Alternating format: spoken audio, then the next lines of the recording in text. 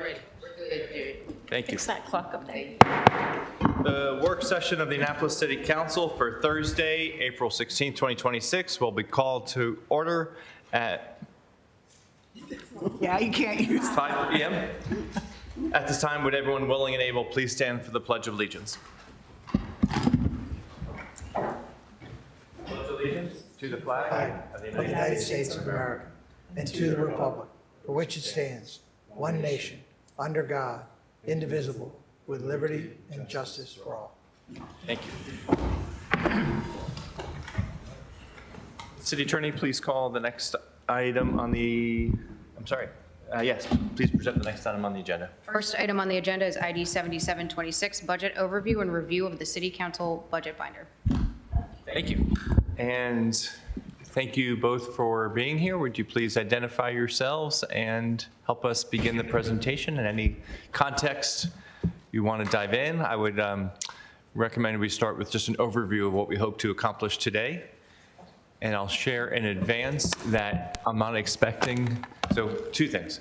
We are being asked to be done by 6:45 because there's a planning commission meeting by 7. Really, I was asked to 6:30, but I'm saying 6:45. I'm not expecting to finish everything we want to finish today, so I've already added this to the agenda for Monday, April 27th to continue this conversation as one of the agenda items. So don't feel the pressure to, if we don't finish by 6:45, we're just continue the conversation. Along those lines, I will also add for the April 27th meeting, I intend to have the first public hearing on the budget legislation, and at the end of that meeting, continue it to the next meeting and continue it so that, just so you all know, it'll hopefully be clear on the agenda. The idea is to have multiple public hearings so someone can comment in the beginning if they wish to, in the middle, or at the end, and once we need to end it, we'll end it. But that's my intention for your communication purposes. Okay. Thank you. So with all that, hopefully gave you time to set up and ready to go. Yeah, I was clicking a lot. Vicki Buckland, Acting City Manager, and Al Cal, Acting Finance Director. Okay. go ahead. No. I'm happy to defer. Obviously, there's a lot of work that goes into this all the time. As you can appreciate, this year, given administration changes in council, changes in finance, pulling this together it always requires a village. It particularly required a village this year, and I very, very much appreciate the engagement of the departments, and especially Department of Finance, and particularly the budget team. Capri Turner, Darren Johnson, Suzanne Flaherty put in real yeoman's work. Jake Trudeau has stayed and also provided support to the budget development, and really appreciate his involvement in that. So, and obviously ably led by Joel, who will be doing the presentation today. Remember, this is an overview. We'll be getting into a lot more details as time goes on. Take it away, Joel. Sure. So thank you very much. She didn't thank herself for all of the time she spent sitting in directors' meetings as well as with all of you and learning about your initiatives and everything else. So she has shepherded this process immaculately through to allow us to have delivered it on time and now have this meeting. So excited to work with you all and work through this activity. But I do need to give a huge shout out to Kaylin over here for getting you guys these budget books that are and Capri as well for other folks who may be attending. So just huge team effort all around, and just really, really thankful for everyone that's been a part of this process to really get us here. So starting with that, but I have a presentation prepared, but I think the very first thing that I wanted to do as a counter to the budget books that are now in front of you is make sure you understand how to engage with the website.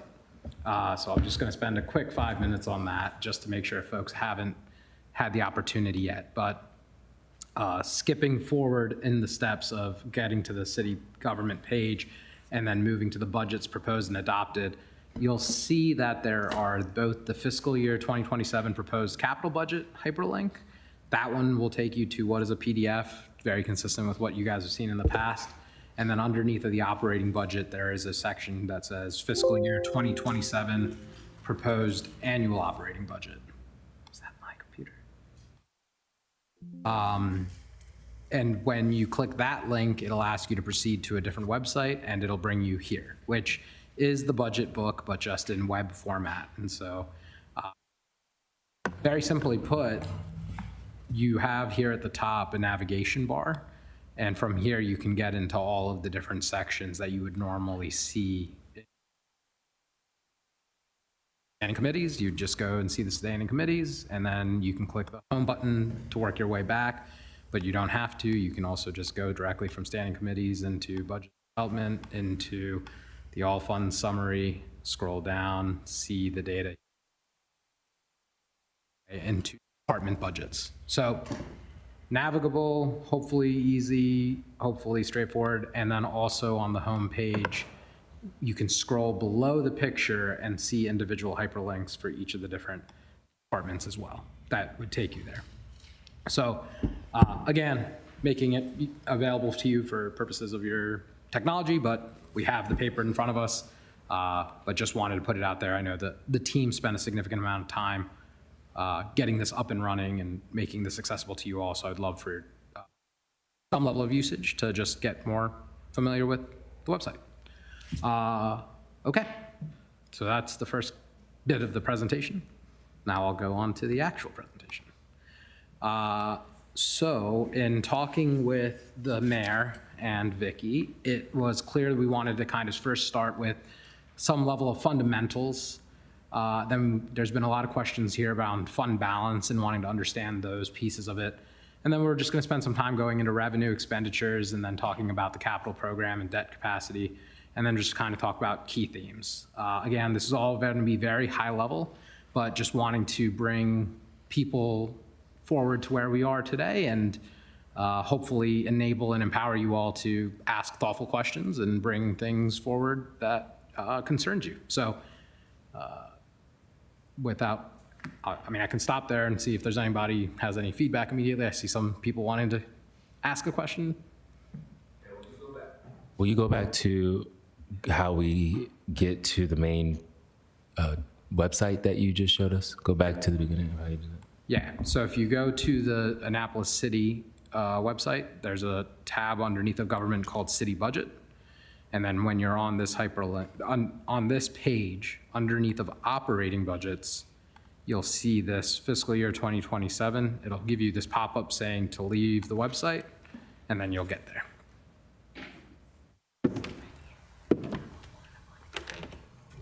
And I'll point out, that is on the public internet site, so all of your residents can do exactly the same thing. Yeah. Yeah, I think there was confusion that people needed an OpenGov login. That's not the case. It's completely just open. OpenGov. It's in the name. Okay, so moving on. So this is what we're going to cover. You know, obviously, feel free to stop me if you have questions. Happy to engage. But the mayor said 6:30, so let's get to 6:30.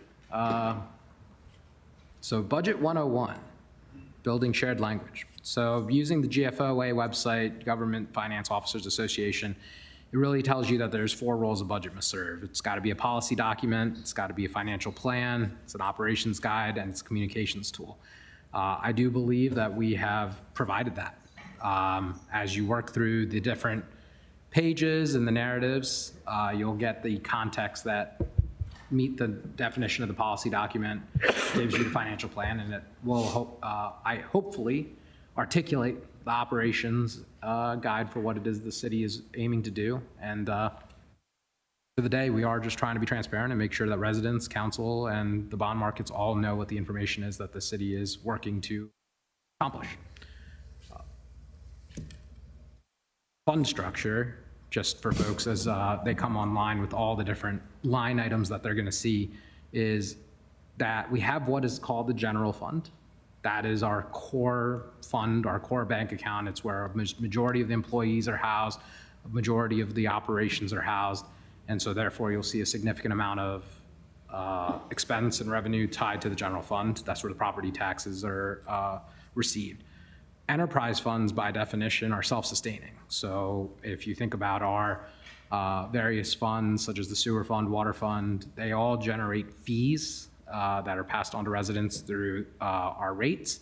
And the concept is that those rates should then sustain the expenses of those funds and the projects that are needed for them.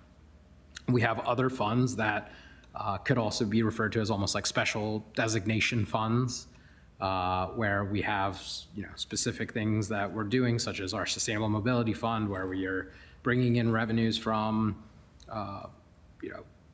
traffic cameras and red light cameras, and then using those for expenses, as well as then other things like our Affordable Housing Trust, which is doing special program type work.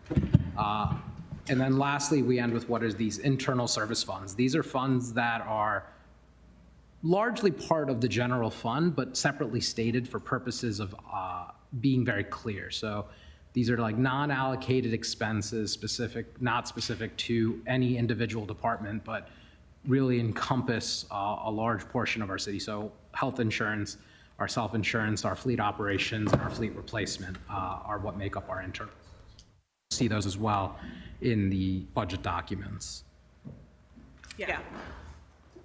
For the internal service funds, is it true that that $23 million figure, essentially, that represents revenue for it going into those internal service funds, and that all of that revenue is coming from the other three funds? Not 100%. So like, for example, the health insurance fund is paying for employee health insurance. There's a portion of that that is employee paid. So there's employee premiums, right? So there's revenue generated from that, but then also there is what's called the city charge. And so then the city is funding that portion of it. I don't know if you have more color to add to that. Yeah.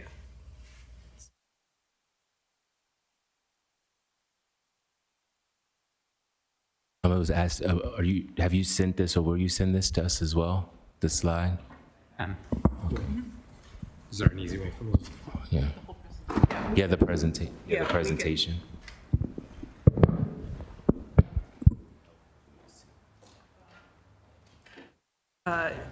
You emailed it to Madeline, right? Yep. I'll ask Madeline, who's listening in, she has a copy of this. Madeline, can you just email that to the council members right now, just so they have it right now? Thank you. So now we're going to talk about just high level what revenue is, right? And so this is meant to just be, again, high level of where money comes. So for us, a large portion of our revenue is coming from property taxes. And then just as a general reminder, Annapolis reassesses properties. Oh, sorry, I missed that one. I missed that update. It was on a different slide too. Maryland reassesses every 3 years, and they do 1/3 of the properties every year. The homestead credit cap, I was corrected, is 2% at the county level, 10% at Annapolis. I did not update that, so, and Vicky had caught it, I just failed to. And then the city, we have controls of our various sources by, when you look at our enterprise funds for fees and charges, we have a lot of control over that because we have the ability to raise rates and then also increase fees for rentals of parks and other things like that. Moderate control over property tax rates because we have to maintain in line with the market and being reasonable to the residents, and then income tax is very much a state formula. Included a pie chart here that's also included in the OpenGov budget book that just shows you a snapshot of our 2027 proposed revenue sources for the general fund. And then speaking about expenditures, where the money goes, it's really heavily personnel related, right? So typically in government, municipal government, you see about 70 to 75% of department budgets being tied to salaries, benefits, and pensions. That really is more to say that not much of the budget is discretionary. Discretionary expenses are a lot smaller than people think they are. So when people just come out and say, we've got to cut the budget, that's really an indication of going discretionary. About that. And, with Mayor Littman's leadership, we actually went through what was a reduction exercise this year to really try to attack some of that discretionary spend. And so proud to report that the departments were able to identify about $4 million of base budget reductions. Good. So then talking about structural balance and fiscal policies. And so this will be in the budget book with around budget policies. Really, we are balancing our budget. So meaning that revenues match our expenses or there is some mechanism in order to achieve that. And so in order to do that, there are policies put into place for us to create what are effectively rainy day funds, for using a more general term. And so our current policy at the city is that we use 15% of unassigned fund balances, which are made up of the fund balances from the general fund, the parking fund, and the transportation fund, to inform what we must keep kind of as that rainy day. And so the purpose of that rainy day is to help with unforeseen surprises and otherwise, and so the city code calls for that 15%. We also have then, when we have excess of that 15%, what moves into what is commonly called a waterfall, where you would take then 50% of those excess funds and put them into a capital reserve fund, and then the other 50% into one-time use funds. And then the one-time use funds is then further reduced for what is called the budget stabilization fund. So first you take your 15, you have to get to your 15% for your fund balance to be in line with your rainy day fund requirement. You then take anything over that, cut it up 50-50, goes to capital reserve and one-time use. And then within the one-time use, you have to determine by imputing what is 3% of your general fund balance to then inform your budget stabilization fund, and you take that out of one-time use. So there's a lot of words and probably a little bit harder without an exact numbers on the page, but hopefully.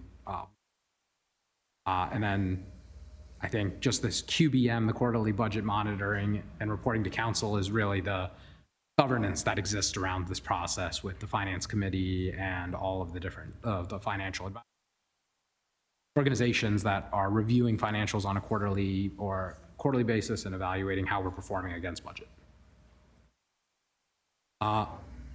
So then I have received quite a few questions around fund balance and just wanting to understand it. So that was a bit of a preview on it. And so I've been trying to, I wanted to first explain what it is and why it matters, and then get into Annapolis' specific numbers. And so fund balance is your emergency fund, kind of what I'm saying. Running at the minimum means any surprise forces difficult choices. That's specifically taken from the GF practices why balance.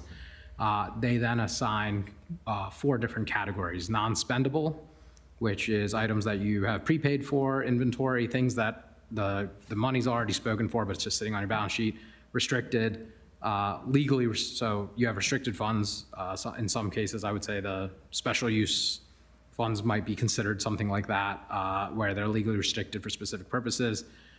Committed and assigned, this is what we've developed as our budget stabilization fund policy, our capital reserves, our one-time uses, and then unassigned. And so that unassigned is really that 15% marker.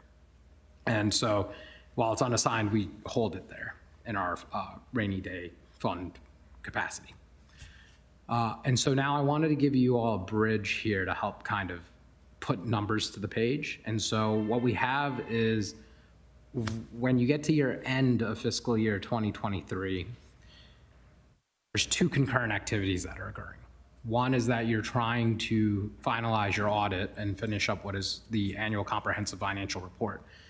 Those audited numbers become significant because those numbers inform what your actual ending fund balance was, right? So projections and budget, it's all using numbers, but until you have that final line drawn in the sand with your ACFR, you don't really know the number.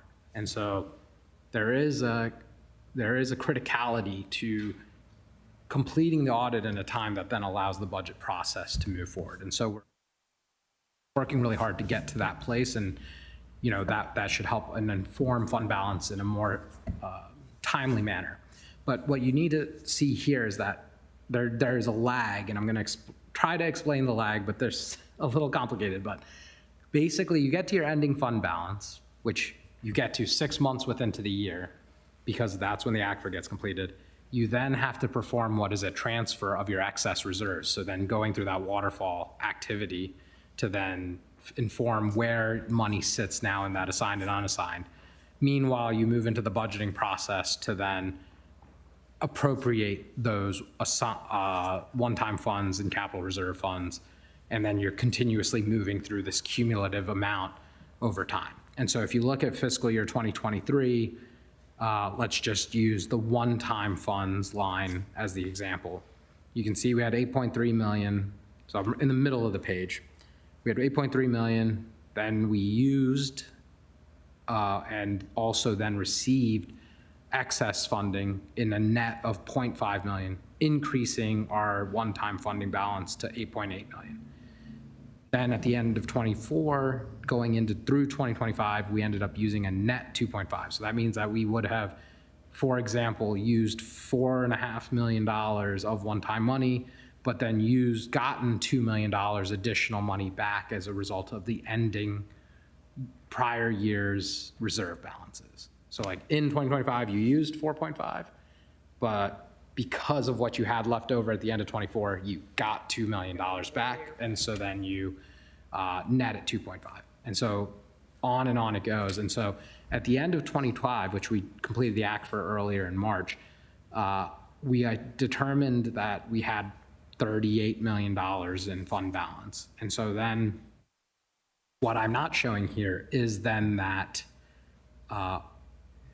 just because I want to be able to clearly show you all. So if you follow now the unassigned 15% floor line, our ending 2025 balance is 20.1 million. That $20.1 million is imputed as the 15% of the general fund, parking fund, and transportation funds revenues. You can see uses column coming next to it, 10.3 million, to take us up to 30.4. 30.4 is in excess of our 15% floor. Our 13% floor is now roughly around 20.7 million, and we'll see that on the next page on how the budget book gets there. But I want to show you at a gross number how you can now see how the one-time use money is working toward zero. So now in 2027, our starting point for one-time money is $1.9 million, and that appropriated in this budget, and the proposed budget is 1.9 million, taking one-time use money down to zero.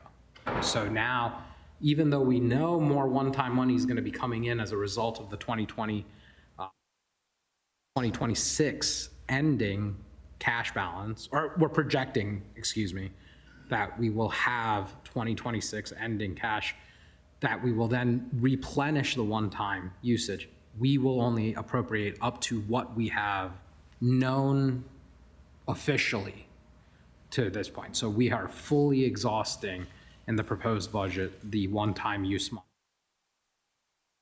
Similarly, on the capital reserve side, we are exhausting what we believe is the capital reserve budget because we want to maintain a floor that would promote a healthier balance sheet for purposes of bond funding. So when we go out to bonds, they're going to want to understand that you have a capital reserve rainy day fund. So it sounds like it is, but you have rainy day funds in multiple places. And so the capital reserve rainy day fund is very important for purposes of your bond rating and maintaining a healthy balance sheet on the CIP side, because the capital reserve can also be implied as your capital improvement budget, capital improvement program budget reserve. So this is a specific earmarked reserve for that. And so maintaining some level of floor there is important for bond ratings. And so I would tell you guys to look at that as basically the capital reserve ending going in based on our 2027 appropriations is zero. We know that we will have more based on the fact that we're projecting to be better results as of 2026. But again, that is how the budget is formulated. So I wanted to spend time there because I do know it is confusing, but hopefully that helped get a little bit more clarity. Yeah, it's a good time for questions. Go ahead, Alderman Savage. Okay. Excuse me. So, well, I don't understand everything, I'll admit. As far as the one-time use, just to hone in on that for a second. Because I just want to better understand why it's going to be why it is zero in the proposed budget. It's the first time in a while that we've had actually zero one-time use. It really limits the council's ability to get one-time things funded without having to cut. So it makes it a lot more difficult. So for us to do our jobs, I should say. But in any case, so the question would be, can you explain that again as far as why? Because I see you say on the what's shrinking, assigned one time 8.3 million to, although that's comparing FY23.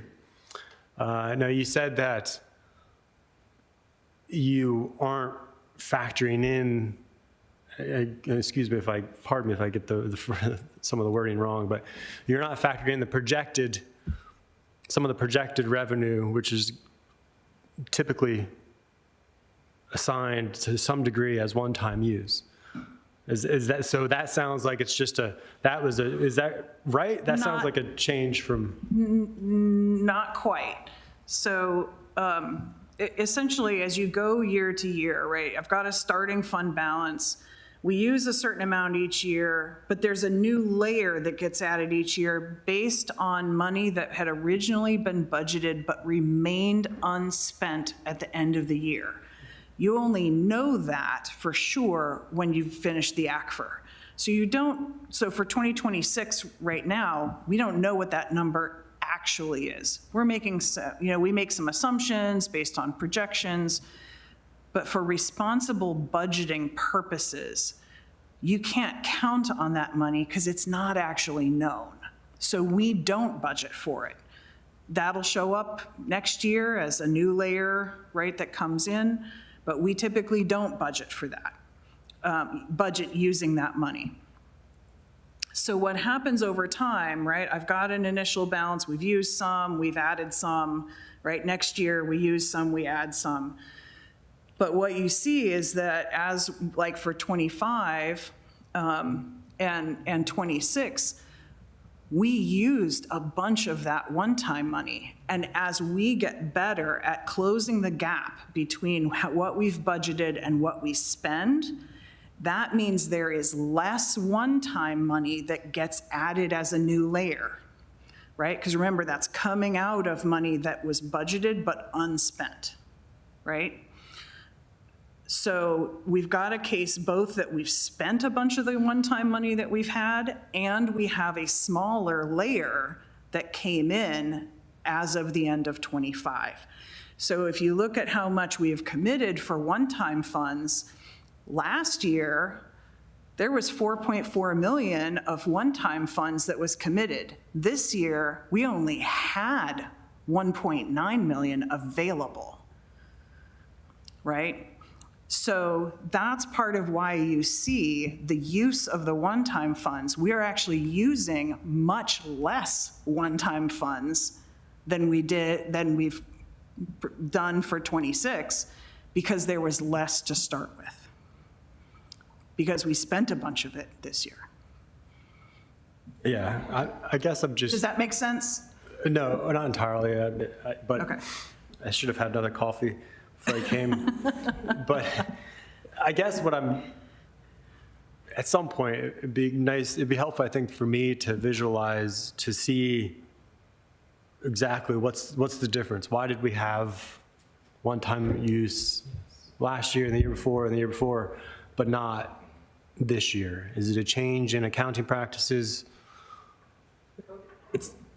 Yeah, it's, We don't have COVID. No, COVID was a different. Hold on, you asked a question. Let's let Director Buckland yeah, answer. so part of that is, right, getting, the closer we hit on, and the closer we hit on budget versus expenditures,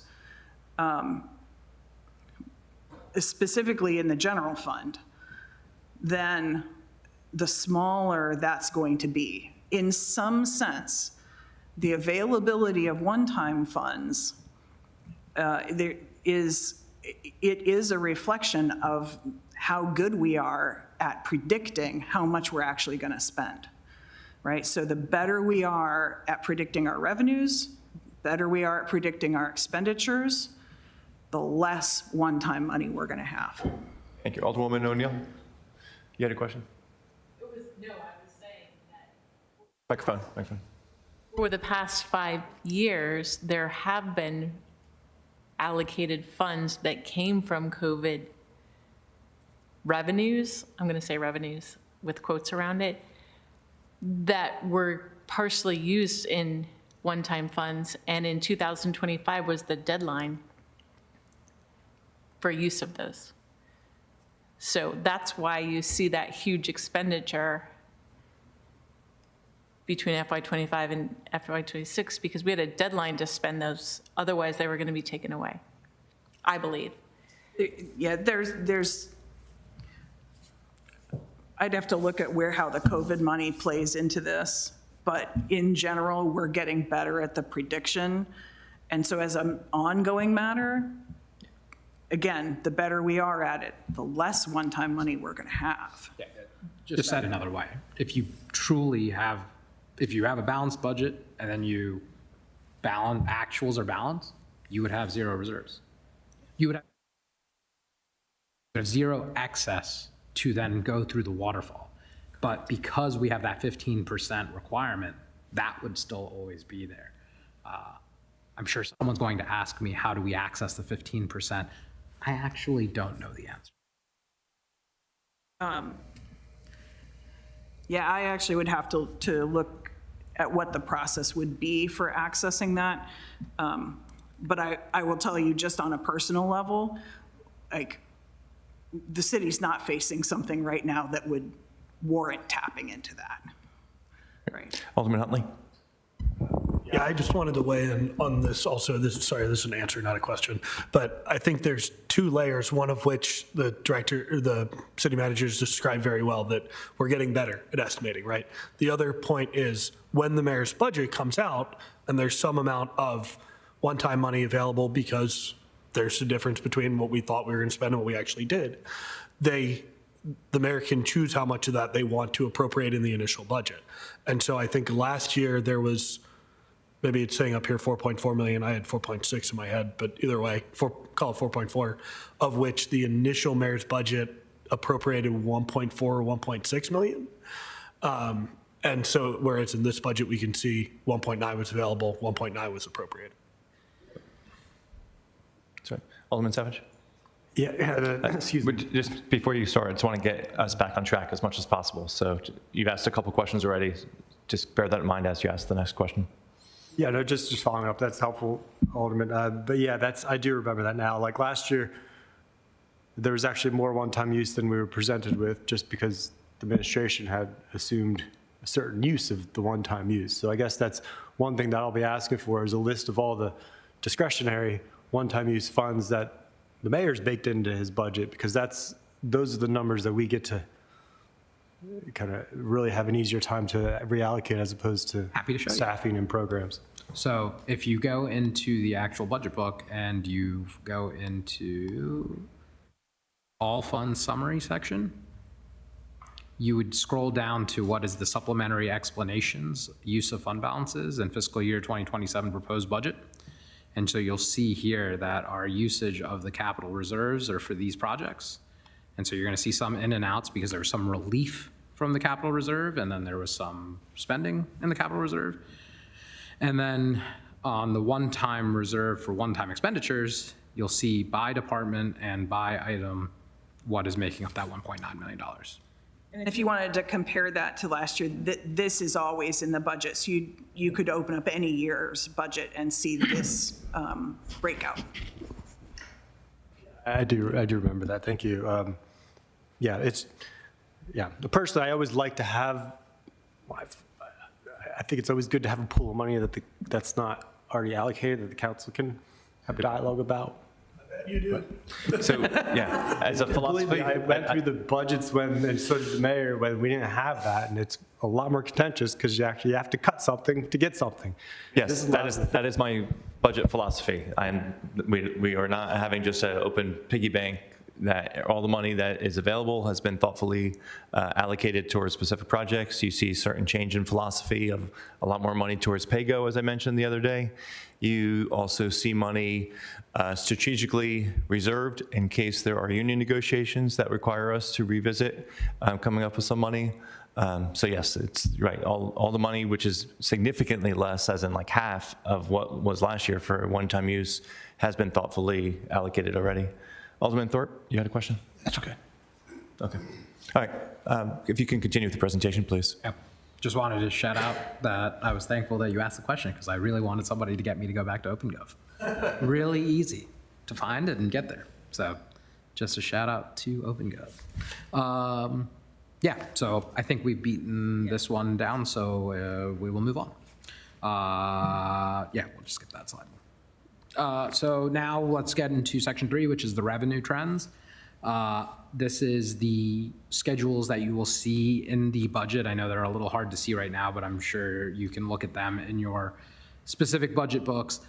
When you're talking about general fund revenue, you have lots of different categories, but as you can see in the top left section, the significant portion of our revenue, 75 million of the 122, is tied to real property. And so the real property, I have additional information about that in a future slide, but want to continue to articulate that we have not raised tax rates. And so the real property taxes increase that's happening here is a result of significantly increased assessed values, as well as additional developments coming online and home trading occurring and rebasing assessed values. And so, that has created a large increase over the last recent years. Other items to call out would be just, interest and dividends and intergovernmental income and other items like that, which are all components of our general fund revenue. But this is here to provide you all detail, to have you either ask or see the components. We can always pull more information, but wanted to focus first on the big ticket items. So stepping through, this is the property tax, a very simple slide, but what I really wanted to kind of share here is what has been happening over time. And so if you look at fiscal year 23 up to fiscal year 7, you can see that the property values have increased from 8.1 billion up to 9.8 billion.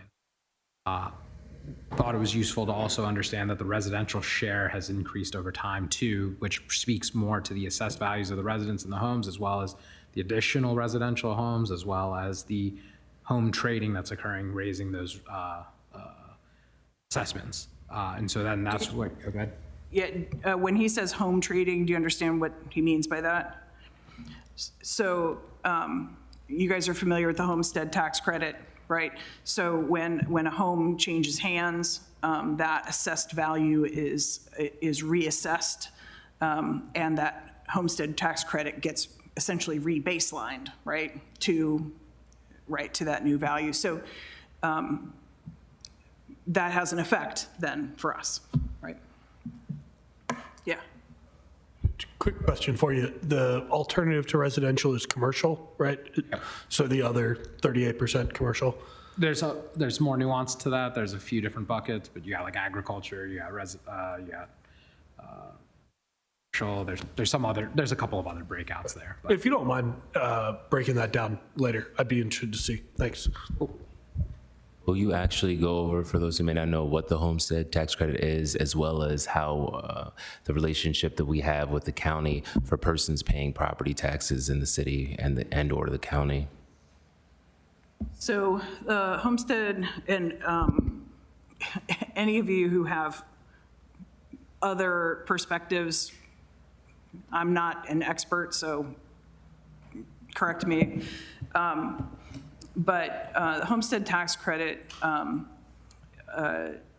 is set enabled at the state level. The state sets some expectations that across the entire state, the amount of the growth in someone's assessed value cannot be more than 10% every year. Jurisdictions do have the ability to have a lower percentage than that, but they can't use a higher percentage than that. So statewide, the most it can change is 10%. The county does use a different rate. They had a number of years ago changed that. That's a 2% rate. So the homestead, the value of the homestead tax credit in the county is actually very, very high. And on practical terms, what that means is that the county is kind of incentivized to encourage homes to change hands because that rebaselines, right? It wipes out the homestead tax credit, rebaselines what the assessment is. That's not the choice, obviously, that the city has made, which I think in terms of sort of keeping the city's priorities aligned with, we don't have any incentives to change, to encourage people to sell homes or, that sort of thing. I think that's healthy for the city, just as a policy perspective. But all of this gets predicated on what the assessed values are. So the state does the assessments, property value assessments. It's a 3-year cycle. All of the property in the city of Annapolis fits within a single year. So everything in Annapolis gets done every 3 years. 2027 is the 3rd year of our cycle, so we'll get a new assessment during FY27. That will then get phased in over the next 3 years and informed by that homestead tax credit limit. If anyone has a different or better explanation than that, I will invite you to. Yeah, I would just add that I think the intention is to create some protections for the homeowner, that if I bought a house for $1 million and I'm taxed at 1%, then my taxes are $10,000. If the very next year, the person next to me's house sells for $2 million, then you could argue that my house is worth $2 million. And that means that I'm gonna have a 100% increase in my taxes if I'm just, because I lived there and the person's house next to me sold for double my house, all of a sudden I have to pay double the real estate tax. The homestead credit says, no. We can raise your assessed value, but we can only raise your property tax up 10% for this year. So now, instead of going up 100%, you just go up from 10,000 to 10,100 instead of to 20,000. So that's like to put numbers to it, but it's a protection for the homeowner. That burden that our residents have on paying city and county taxes, do you mind sharing a little bit about that, about the burden that residents have shared of paying city and county taxes?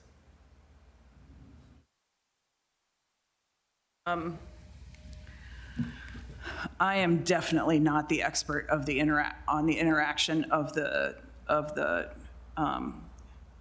tax bills.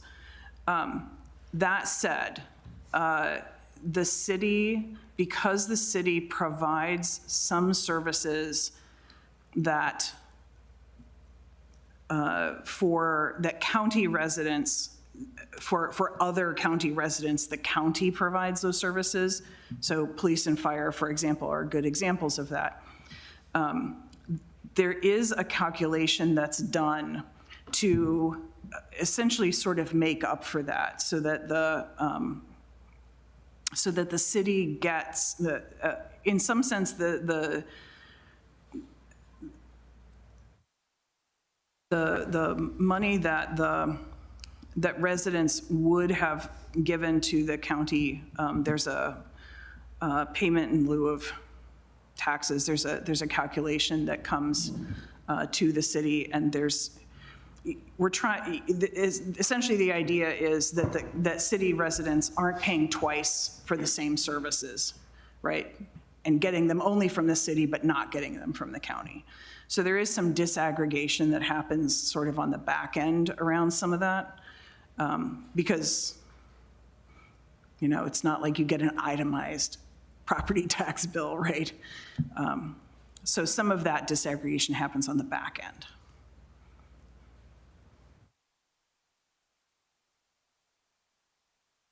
So moving into expenditures, so just to wrap up the revenue side, I mean, that was speaking to the largest line item, so I thought it was valuable to bring that forward, but there was a bunch of line items in that, in the front, in the schedules there and within the budget book. So again, if we can get into the details as questions arise or if you have any curiosity, but just wanted to use that one as the anchor for this presentation. So moving into expenditure trends, staffing and enterprise, again, another set of schedules that are very consistent with the ones that were shown in revenue, except now the way this is showing is your general fund by department and giving you the trend over the last 3 years, as well as the other funds and showing those over the last 3 years as well. So you can follow through those, and as questions arise, happy to bring the team in and give additional context. But just want to put this here, but to kind of speak to specific things around the budget, thought it was important to understand our staffing, right? So you'll see within the open gov materials, there's a staffing page, and you're gonna see that the city is, funny enough, flat.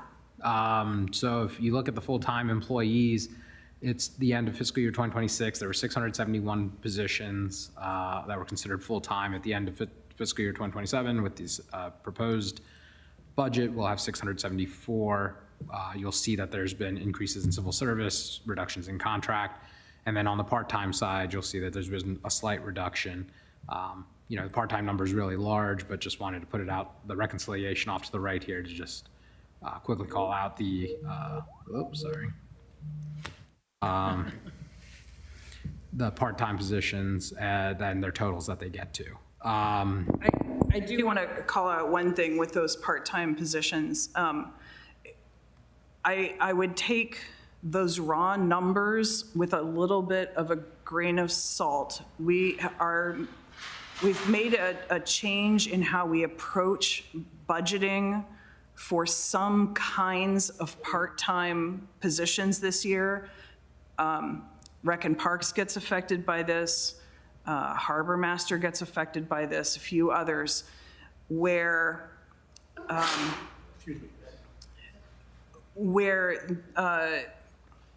instead of position by position, instead we've budgeted it by a full-time equivalent as a group pin, essentially, because individual people, right, Rec and Parks, may have, these 5 people and they want to work 20 hours a week, and these people only want to work 10 hours a week, and there's a lot of variation in there. And in some sense, from the macro budget perspective, I kind of don't care what the particular mix is. It's that here's the overall value of the pot of money that you have.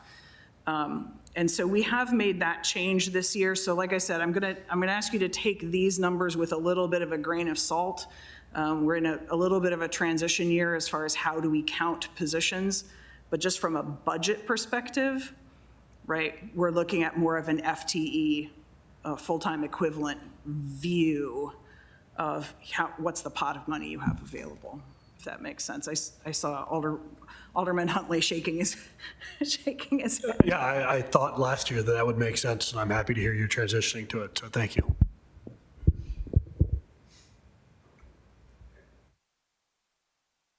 And then I thought it would be useful to do a spotlight on our public safety departments, police, fire, and emergency management, just because they're, large items within our budget, but then also, there's significant areas of investment for the city this upcoming year, and so wanted to highlight that. I know it's important in a lot of initiatives from the city council as well. So the police department, this one actually bears some explanation because of the number looking like it goes down, but it actually doesn't. You'll see that when you're looking through the budget that the police department has a expenditure base of $30,300,000. Last year it was 31.1. So the implication is that we would actually, it maybe appears that we're de-investing in our police group, but that's just not the case. And so there's a nuanced thing occurring here where within the police department, due to the fact that they have 183 open positions and they're not filled consistently, we leverage a tool called our turnover savings, or a vacancy adjustment. Last year in the 2026 budget, it was about $1.2 million was factored into vacancy adjustments, whereas in this year we are factoring in about $2 million. So, Which is more in line with what they've actually experienced. so it's truly just a financial adjustment for the difference there, but otherwise the police department is largely same funded year over year. Yes, Alderman Huntley. So I wanted it to be more like $2 million last year and was told at the time that it didn't make sense. So I'm glad to hear that it does make sense. I feel validated. But my question, though, is to maybe invalidate myself. Don't we have a big difference between this year and last year in how many positions we have filled in the police department? Didn't I hear the mayor tout that in the state of the city that we've got significantly less vacancies by hiring a bunch of new people? Alderwoman O'Neill is telling me the net is about the same. Okay. They've had some growth. I think Amy said 119. The last time I heard her say a number, it was 119. It was 118 last week. 118. 118, whereas I think last year, if I remember, it was like 114, 116, so a little bit of growth. Okay, that makes sense. Thank you. But not enough to invalidate this. Yeah. Again, thank you for the validation. And so, there was additional investment made within recruitment and retention. I think you'll see in the one-time usage funds, there's about $200,000 allocated for sign-on bonuses and other incentives to attract members to the police department. When looking at the fire department, you'll see that there has been an increase in funding from 2026. As the mayor noted in his speech, there's been really big excitement around investment around the peak time medic unit and bringing that forward to the city. That it requires the vehicles as well as the people to man those vehicles, and so the enhancements tied to personnel increases there. We're also piloting some training administrators as well as receive a grant, which wouldn't actually be factored into this number for an explosive storage vessel, but Mr. Mayor? Yes, Alderman Thorpe, go ahead. So I don't see anywhere in these numbers, and the police and fire are specifically affected by union negotiations a lot, but I don't see anywhere in the budget numbers the amount of overtime, which seems to be something that is a target that the chief should be aiming for, that is a control figure. Is that somewhere that I'm missing it? Or is that something that we should pull out during our hearings? thank you for letting me go back to OpenGov. So if we look here and we go into the department budgets and you click into the fire department, hope I don't get made a liar by this, but when you look into this department budget summary, we now have what is like drill down capability within these line items. And so when you get in here, you can scroll further down, open up this salaries and benefits line, and now you can see the overtime allocation. Okay, so this is an example of the benefit of your technology. Massive benefit of the technology. Yeah, so when this is, there was a major argument not to print these binders out, but you've got the ability to really drill down into this, which I think is really going to help as we go through this process. Thank you very much. Thank you for the plug. Don't tell Caleb, but she can have her binder back.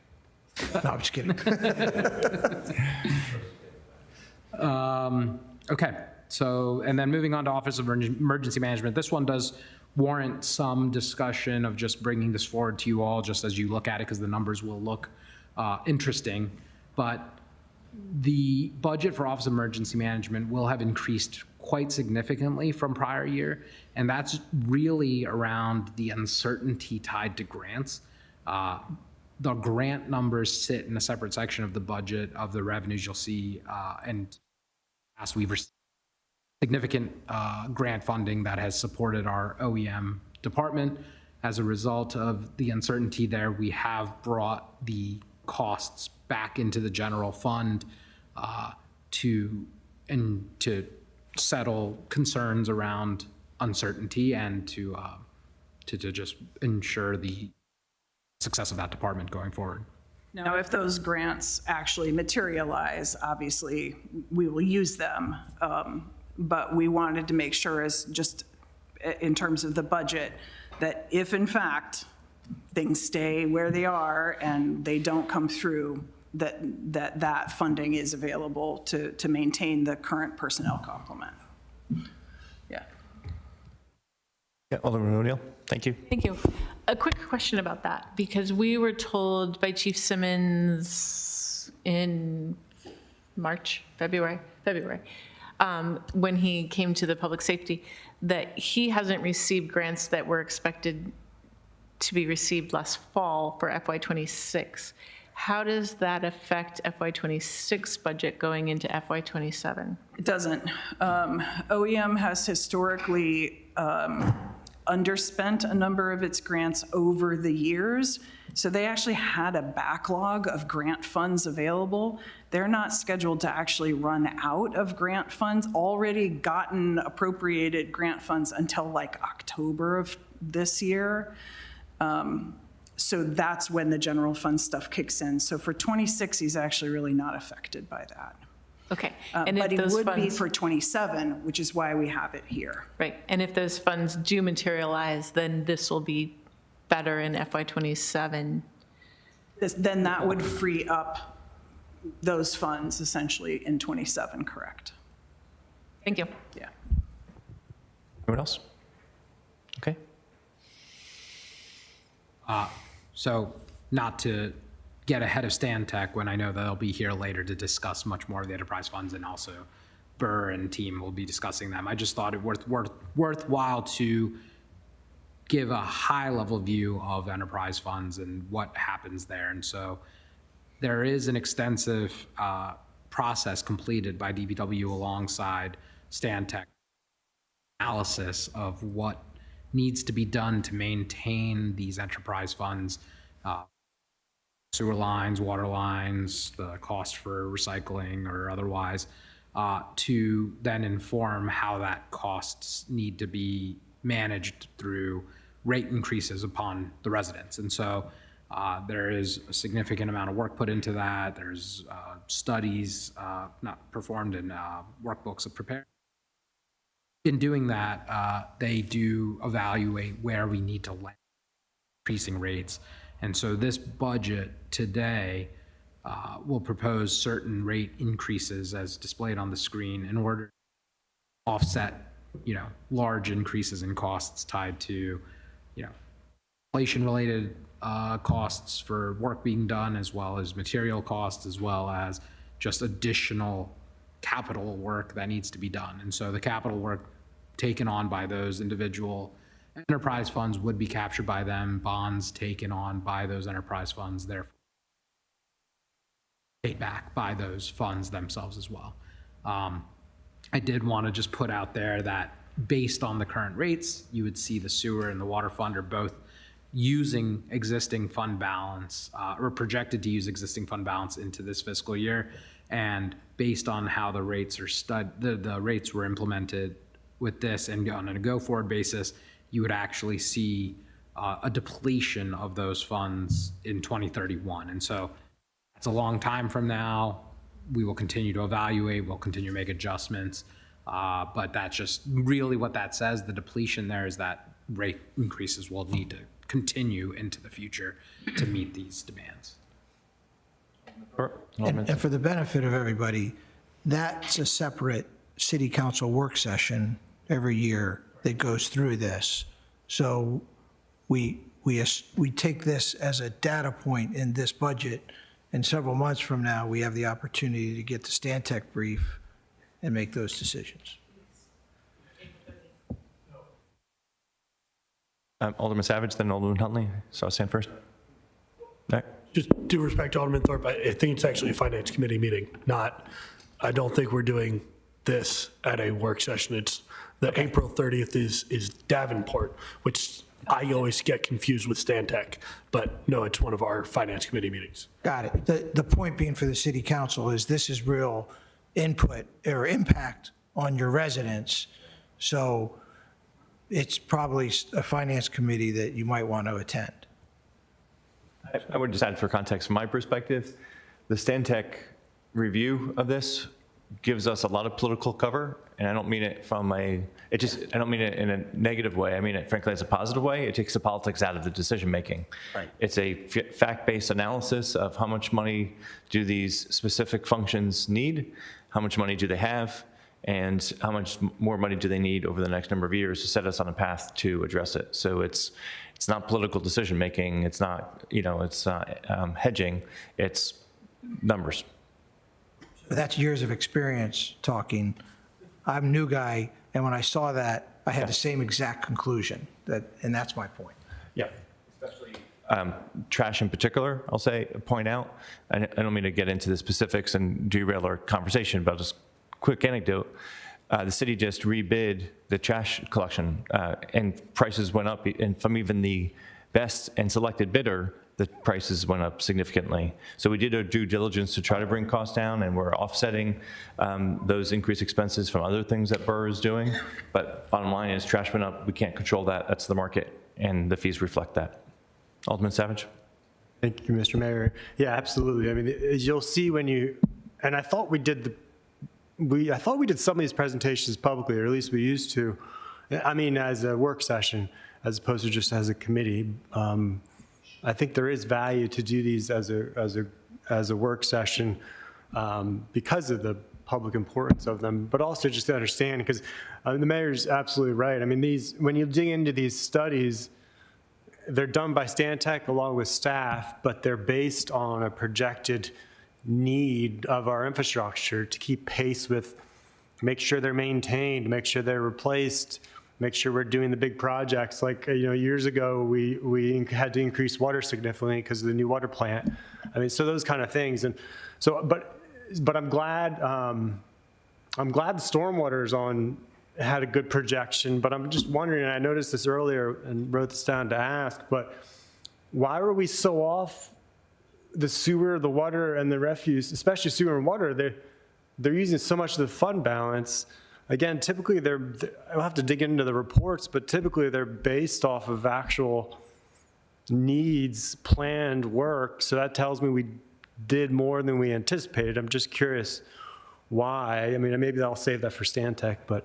Yeah, I would say to save it for Stantec, but I also can just give you a bit of an articulation here that there is fund balance. And so in the world where we're continuing to converge in our success rate of matching revenue to expenses, you do also experience the same thing within the enterprise funds, where there may be an expectation of more expense in a year than as a result, but then maybe due to execution risk or permitting delays or other types of things, you don't actually have the expenses in that year, and so your fund balance grows. And so yeah, the budgeting process, and maybe I should have said this at the very beginning, it believes that the city government is operating at maximum efficiency. We have 100% of the people staffed. We have 100% of the projects that we want to execute upon being executed upon. In reality, if you don't have the full staffing, you can't execute on the full breadth of projects. And so the enterprise funds also experience that. And so it is a conservative way to possibly not put so much on the residents today, but allow for time to show you how you actually shake out. And there's some hedging that obviously we do, like the turnover savings that we were talking about earlier. But anyway, I'm sorry. Yeah, part of it, I suppose, maybe because at the time, when these studies are done, they don't always know what we're going to pass in the budget. So part of it could be the pay increases we gave, the reclassification, class comp study that we did last year. That could be part of it. The tariffs could be another part, because costs are going up. But it just seemed like, I'm just curious why it didn't reflect in stormwater as much. Yeah, I can't answer that. I do know that there are some efforts that we're going to have to make where our information is getting better over time about what that investment is going to look like. So the federal lead and copper rule, for example, we know that the city's going to have to make some amount of investment to deal with that. And Public Works has been working on honing those numbers.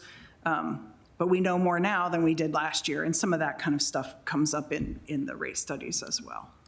Yeah, that's just one last thing is to my newer colleagues, you'll see in these reports, they do usually project the amount of fee increases for the next few years that will have to pass in order to, but usually, so I'm curious how that's going to pan out for future projections. But anyway, that's all I have. Thank you, Mr. Mayor. Thank you. Anyone else? Alderman Huntley? Super briefly, I'd hazard a guess also, the stormwater fund tends to be in better shape because the infrastructure is newer, requires less maintenance than sewer or water infrastructure, but that's just a guess. And again, so I wanted to just bring it forward, just again, to Alderman Thorpe's point of like just getting acquainted to it in advance of these sessions so that you can be thinking about it and reflecting upon it. I think we've talked about one time and recurring, but just wanted to put these out there that we truly do use and work to make that one-time uses are being used for non-recurring type expenses. And then the capital reserves are really attempting to support projects that are maybe not appropriate for bonds because maybe their shelf life is not as long as maybe a 20-year bond, and then also items that maybe are recurring in the capital reserve might be able to be using for some items that are perhaps recurring in nature, and so you wouldn't want to have bonds in the case that you're just continuously adding to bonds. So there is logic to the decision-making made. So that really covers it, but yeah, a flag, again, just to Vicky's ultimate point, that we're converging on the capability of the city to project revenues and execute upon expenses in a way to drive this reserve balance lower and lower. And so this is the first at 3.2 million between capital reserve and general fund. It is the smallest in 4 years, which points to fiduciary improvement in the budgeting process for fiscal. Huntley?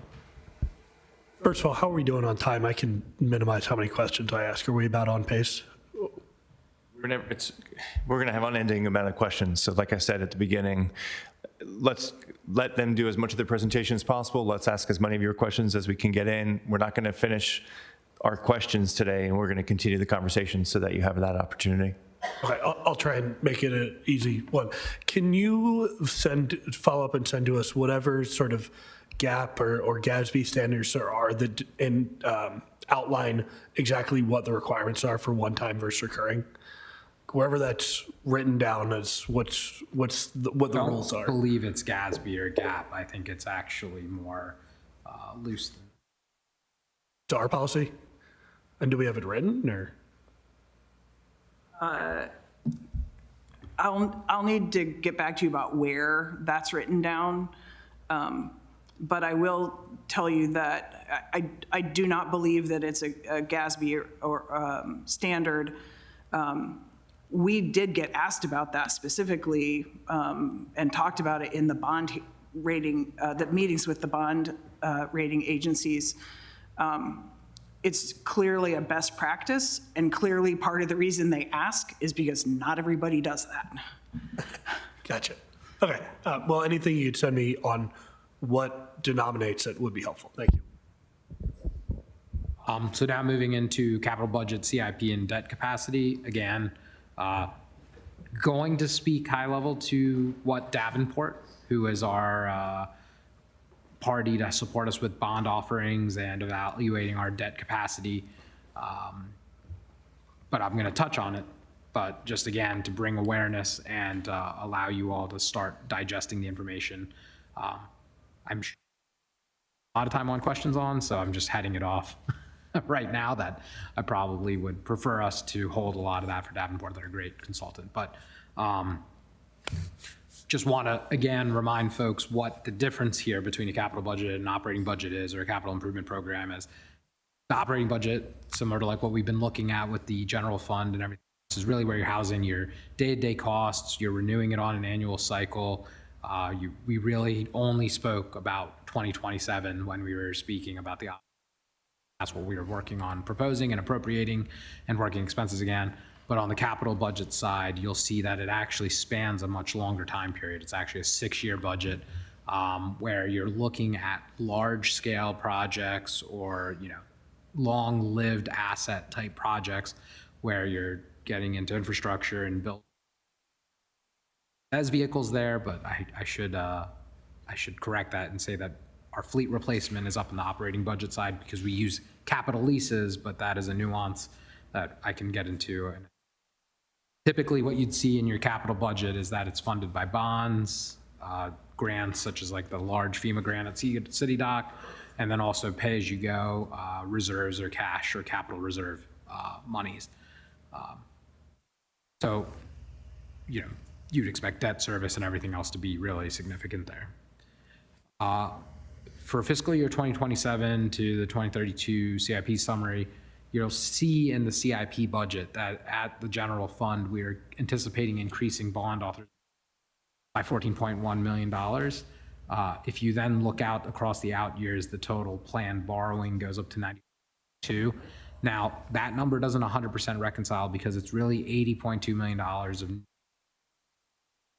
period, but we have authorization from prior year approved of about $15 million that we would expect to offer at some point during that time period as well.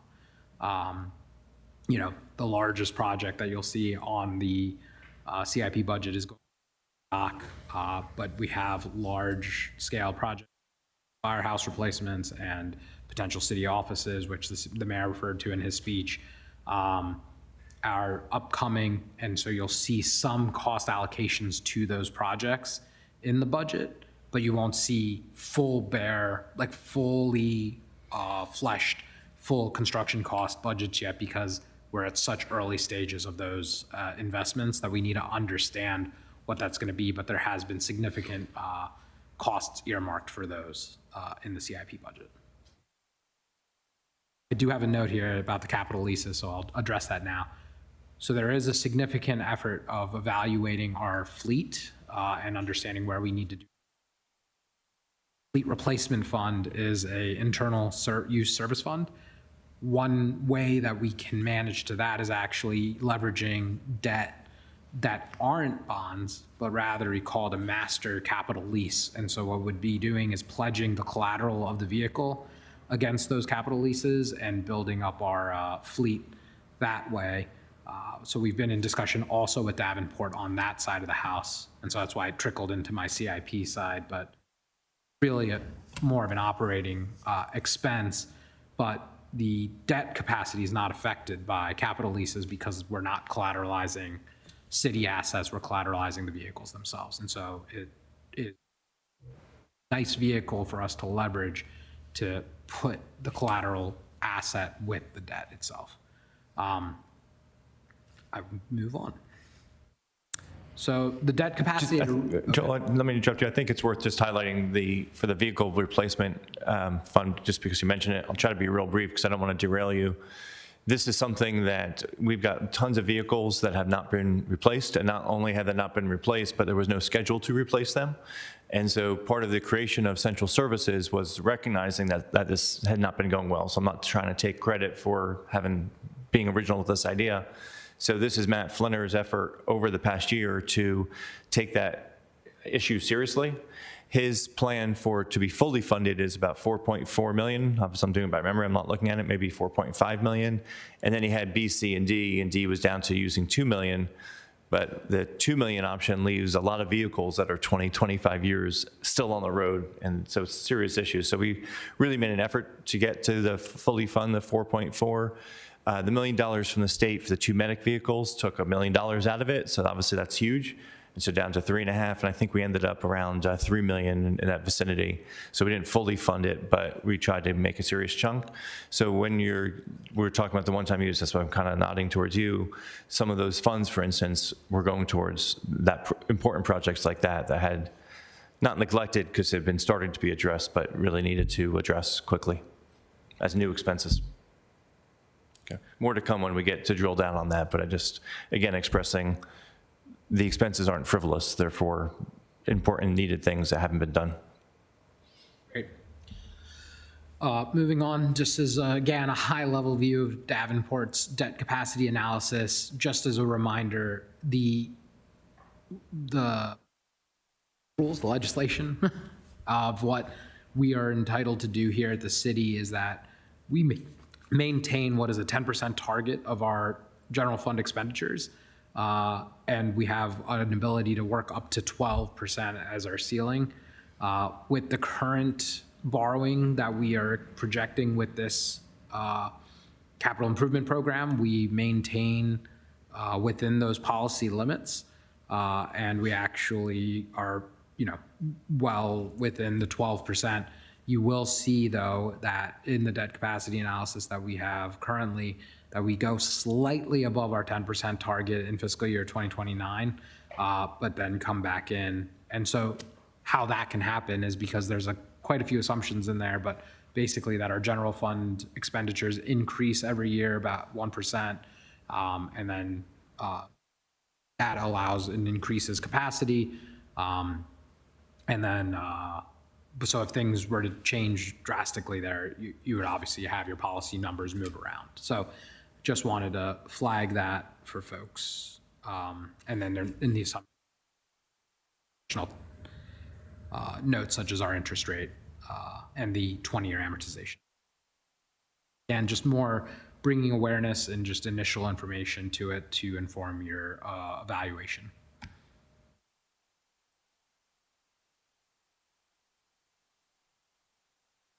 The one thing I just wanted to talk about is how our bond ratings are high and, really, really strong. And so in order to maintain that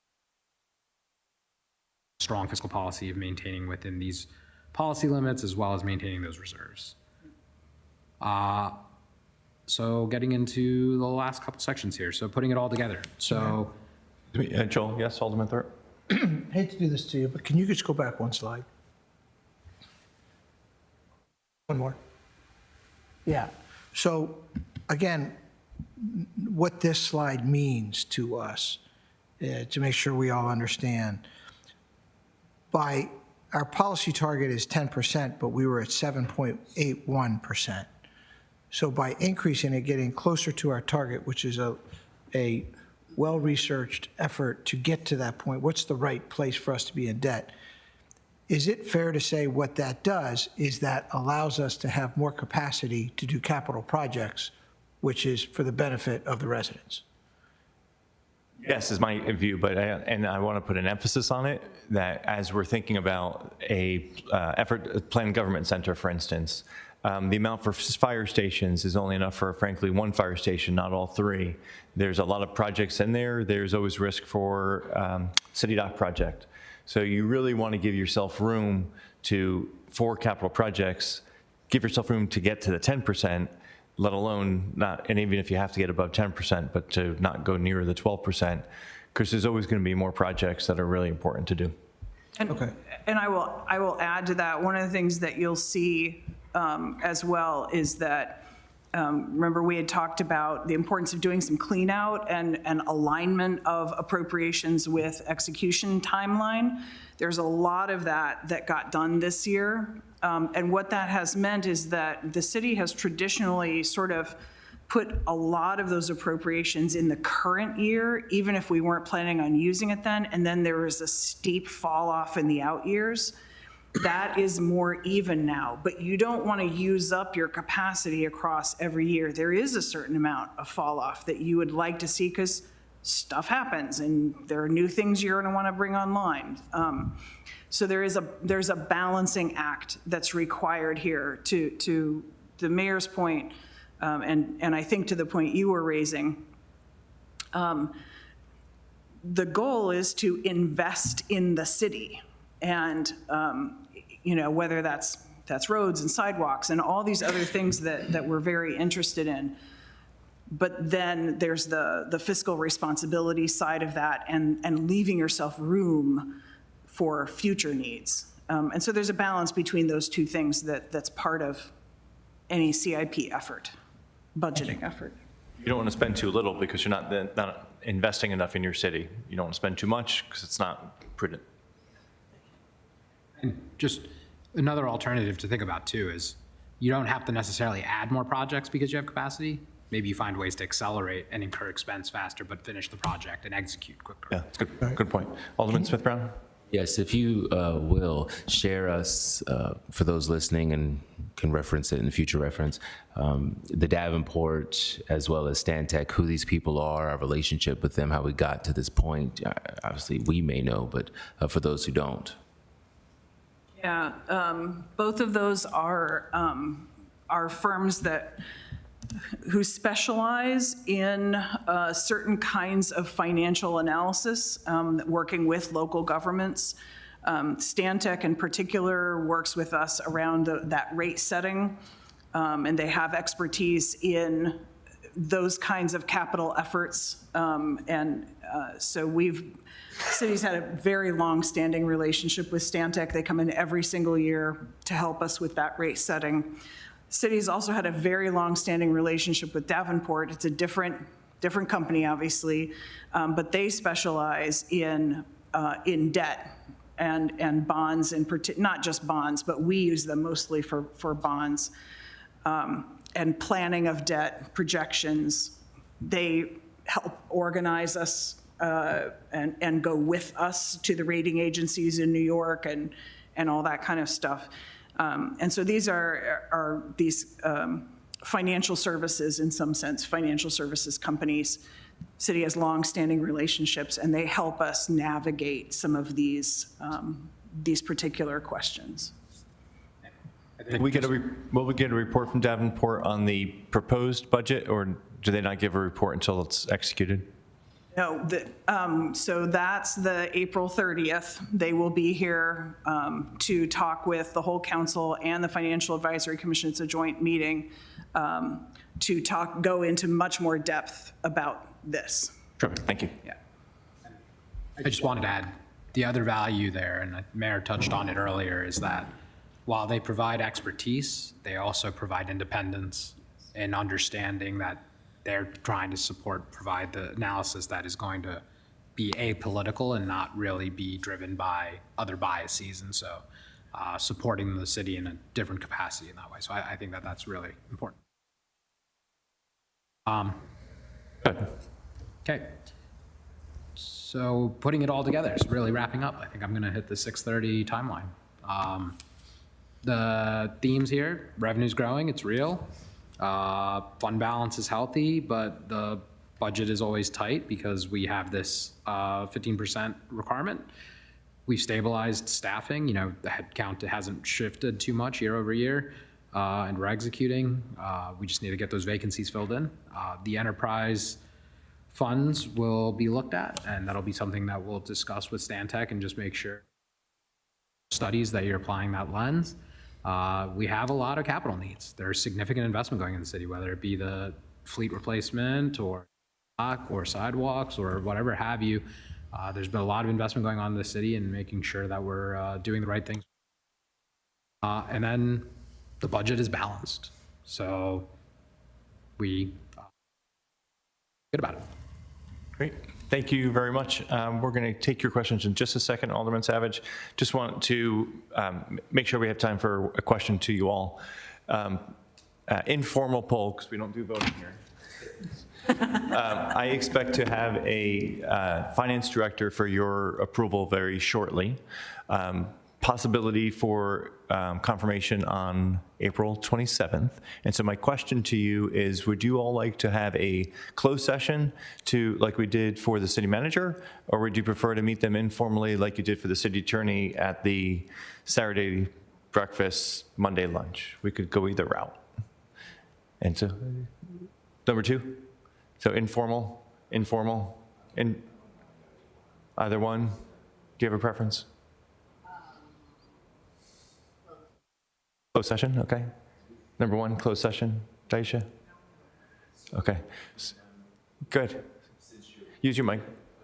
Difference is, the difference is for the closed session, that was a process where we had more of a say to determine.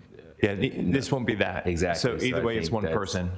So I think I'm only it makes offering you one sense. candidate. That's what I figured. So it's a So just the different difference vibe. is whether you can all meet in the same room or not, or it's two separate conversations. That's the main difference.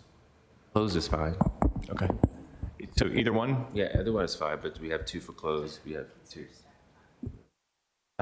Yeah, so if it's a closed session, that means staff has to be present. If it's informal, staff does not, which is a good consideration. Our staff. So, yeah, if you're okay with it, and it sounds like the majority is, I would go for the number two informal route. I think that's where the numbers pour out, and that's where I'd throw my vote as well. So that's what we'll do. And of course, we'll get you information ahead of time to pre-read. But yeah, so narrowing in. Second, just wanted to mention, I'm intending to withdraw the mooring ball legislation. I'm seeking guidance on how to do that because it's still in committee. The intent is to withdraw it, rewrite it, and resubmit it once DNR has had a chance to comment. I just don't know if I'm allowed to put it on the agenda for the 27th to ask for a motion to withdraw, which I think is the process, but Carrie will give me guidance, or Regina will give me guidance on whether we need action from environmental matters to put it on the agenda for second reader to withdraw it. Want the guidance now? Nope, nope, nope, nope. So just putting it on your radar, that's my intention is to withdraw it, and that's why you'll see it again revamped. Now back to what we're here for. I think, Rob, Alderman Savage, excuse me, you had the first question. Thank you, Mr. Mayor. Yeah, so just a few things. First of all, I noticed for the past few years, the police department has had signing bonuses on one-time use. If it's done every year, when does it cease to be a one-time use? That's more of a nature question for the fact that it's just signing bonuses, like they're not meant to be recurring. Get closer to the microphone, please. I mean, I don't necessarily need an answer now. I'm just pinging that because I think I asked the same thing last year. I can't remember what the answer was. So part of the answer to that is that the way that the signing bonus is structured is that it's actually sort of a multi-year, it's actually sort of it's multi-year based on individuals hitting certain milestones. And so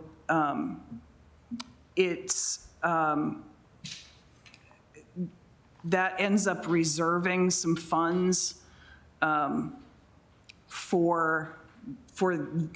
so people who are hired this It's year. okay. I'm going to cut you off get just because I don't have much time. Happy to get the answer later, but I did want to make sure I had time to, at least for my newer colleagues, to give a little bit of tips and tricks here. It's going to be even more, I think, urgent because we don't have any unallocated one-time use funds. But I think we need to keep in mind we do have 1.9 million of one-time use, but they're already just allocated by the mayor's budget. What that means is we're going to be having to really, again, like they said, we don't have much discretionary money. Most of it's tied up in salaries, and nobody wants to really fire anybody. And so that means we're going to have to be fighting over the money we have and cutting something, to the mayor's point, cutting something if we want to replace it. That's what happens when we don't have any kind of one-time use that are unallocated. So some of the things to look for are go through that list on the unallocated, the all funds summary, and lists all those one-time uses. Another thing, if we get a list of all the vacant positions, because those are the positions that are easier for us to obviously remove if we want to add a position somewhere else that we think has value. And also any kind of new positions that are being proposed by the departments. And something which comes up at the Finance Committee often is an important question to ask the departments, what did they ask for that they weren't granted by the administration? So we can actually have some consideration of what to weigh with the one-time uses, but also with the operating recurring expenses. And so I'm going to hopefully make some of those meetings, but is there anything else the committee wants to leave before, just so we know going into next week that we think we need to know? Alderwoman O'Neill. I would like to say that we did ask for departments to provide us with their presentations 72 hours prior to their allotted hearing time. You have done very well in the past of sending the committee questions.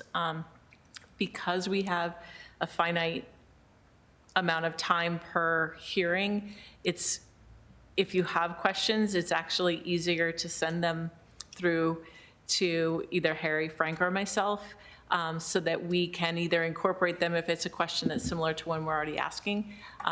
That'll help keep us in that hour-long timeframe. But I do encourage everybody to look at those presentations when they're sent out to us. They're sent out to the whole council so that we have an idea of what they're coming to say, so you can formulate your questions. Now, just as information, I know some mayors have said to department directors, don't share any enhancements that you didn't get, and some free. I've told them, feel free to share, no restrictions on the directors.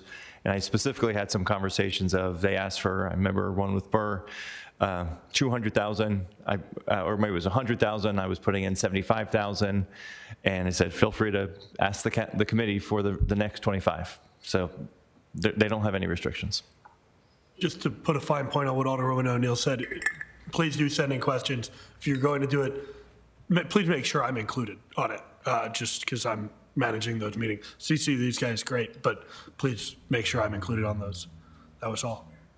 Alderman Tharp. Can I pipe up? We've also been talking to the city manager, and we want to be very open and transparent. We're not trying to stump any of the directors, but we've given a heads up that they all should be expected to answer those two questions. What is in this budget? What's not in this budget that you wish was? And if we asked you to give up 5%, what would you give up? Both very difficult questions and aligns with the transparency. So, but it just causes people to think through that. So yes, we are planning to ask those questions. But also just one other tack on, you asked them, or you mentioned vacant positions as something you would target. I would be careful to ask directors about those vacancies before you did something like that. I suspect in some instances, it's more important to keep that vacancy open because that position is very important as opposed to a position that might be filled. But I wouldn't make the assumption that if you were trying to make a cut, it would be for vacant as opposed to filled. And to your point, Alderman Thorpe, as a part of this exercise, we already did ask them how they would cut to 5%, which probably isn't surprising. So they will have ready answers for that. That won't be surprising. And just to finish that thought, we first asked them, what are you looking for enhancements? What's your wish list? And then we said, okay, to get back to a flat budget, what are you cutting? Are you cutting base budget or are you cutting enhancements to cut 5%? And so we had a healthy discussion across the board. Alderman Huntley, excuse me. If the TV studio is okay with it, and if I can kind of go back to the presentation, I had one other question for Mr. Palikal. There was one of the very first slides you said about like what is a budget was that it includes future spending plans. And we do that really well for the capital budget. But I feel like we don't do it very well for the operating budget. And in particular, our revenue could fluctuate a lot. Between last year wasn't a problem. We knew our revenue, what the next year was going to be, but this year we don't. So to what extent do we have any sense? Well, two questions. How much has the finance department done for out-year planning on the operating budget, super broadly? And then more specifically, what sense do we have of what our revenue will be next year? Next, Yeah. fiscal year 28. So my initial reaction to it is to tell you that I have seen projection work into the future, so I don't believe that I can't tell you that it hasn't been done. I believe it's been worked on. I do think with the transitions in the financial team's leadership, that it is something that will need to be grounded and worked upon. Strong part of the financial governance component of the finance department. And so I know that there has been work, and I think there has, for me specifically in this process, I have not endeavored to do that, but it will be significant component of the transition and just type of suggestions being made to the future finance director to really implement that type of strategy, because it is important to understand going forward. Thank you. I think that answers my question, that we don't totally have it in the way we'd all like, but yeah, you recognize it, and we'll hopefully be able to get that in the future. What I want to be able to do is go back and look constituents in the eye and say, yes, we increased, the budget overall is increasing by $5 million, which is a perfectly reasonable number. It's a perfectly reasonable number as long as we don't think that our revenues are going to drop off a cliff next year. And I would point you to the enterprise funds to be kind of like the standard for that, right? What the enterprise funds do is they look out 10 years and they look at what the revenues and the expenses time period. And so we will endeavor to have the finance department performing that type of activity. Right, that said, like, we set the rates for that. The other, the revenues that sit in the general fund are more volatile than that. And that's a great point, that I should have been more specific. It's not that we don't do it for the whole operating budget. It's more particular to the general fund. We do it very well for the enterprise. So, thank you. Alderman Yeah, Smith-Brown? Thank you, Mayor. We'll hold the rest of the questions for next time, though the one, I know we had spoken with this acting city manager about the grades for staff, the employment grades. Is there a way, I'm not certain if we were able to put that all or compile that all in one chart just yet, but do we have that on here somewhere? I want to make sure I understand the question. What the grades are for the staff that are proposed or that are in the budget? Yeah, that's, so for every department, the staffing summary that's there includes what the grade is for all of those positions. Yes, what the grades are. Yeah, for us to have the definitions of what they actually mean. Oh, I see Yeah, what you that's mean. what. I see what you mean, yes. I We'll will, take that as I an will, action. yeah, I will take that as, to send that to you guys. Council, another straw poll. I was assuming we would have so many questions that we was going to have to cut you off and end this. It feels like we're wrapping up. Just want to make sure you all would like to have this as a continued discussion on the April 27th regular city council meeting. It's a light agenda. We can have an hour on this without being out very late. So if you all find value, I'll keep that. At 7 or before 7? It would be part of the 7 As a o'clock part of- agenda. Oh, okay. Yeah, yeah. I think we do have a closed session that day, so we are starting at 6 for the closed session. But I was going to continue this discussion as part of the open session at 7 o'clock. It's, like I said, very light on legislation. Okay. Alderman Huntley. To answer your question, I think let's keep it, maybe there's a particularly constructive way in regards to the budget we could use it. Maybe we want to talk through amendments. Could be any number of things, but. Yeah, and I'm open to that. So maybe between you and the finance director, we could come up with a strategy of how to best use that time. Oh, I had a question too, and then I started thinking about that and it went out of my head. I just want to make sure that Alderman Smith-Brown was asking for the same thing that I want to see, which is when we passed the class and comp study, it explicitly said, N18 is such and such dollars on these many steps. Is that what you were saying you would provide to him? Okay. That was- thank you. yep. And All of I'll, us. it's, yes, and I'll send a copy of the current pay scales to this group, the 5, NAFP and E. Yeah, It's a lot. An AEIOU. yes. We were talking about streamlining them. Well, if we end it now, Julian would be happy to have the extra 5 minutes because, like I said, he asked for 6:30 to get everything done. So if we're all okay to wrap up this conversation now, I'll look for a motion to adjourn, and then we'll continue the conversation on 10 days from now. What's that? You don't need a motion. Okay, we're just done? Work session. Just done? Yep. All right. Blessings, everybody. Is there anything else? Wait, I have to say, Ms. City Attorney, would you please present the next item on the agenda? The agenda is completed. Thank you. Is there anything else for the good of the order? All right, you all have a good night. Thank you.